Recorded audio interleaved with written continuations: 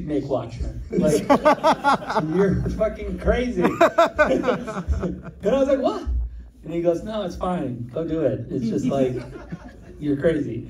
And I just think that, like, I have had this, listen, the cool thing, I mean, I'm excited for you guys to see the R-rated versions of these movies, of course, of Rebel Moon, because I think that I had this amazing opportunity with Netflix, where they read the script that I wrote, which is basically, I was inspired by heavy metal comic book, or a fantasy magazine, I guess call it that, because that's what it is. Adult illustrated fantasy magazine. Very adult, by the way.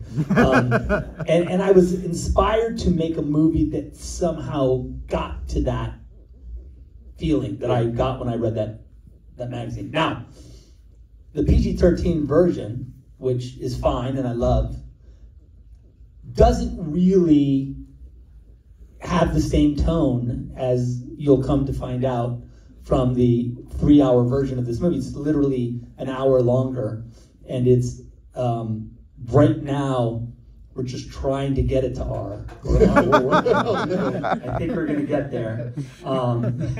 And so it's like a much different experience, I think. And I think it'll be fun for you guys, for anybody who's like a fan of, because it's the why I made the movie. That's what you'll see. Like, that's what I wrote. And so the opportunity I had was, we'll make that movie. We'll make this movie you wrote, which is a sci-fi, takes tons of resources, has no business existing, by the way. Has no business, like Justice League, it has no business. Yeah.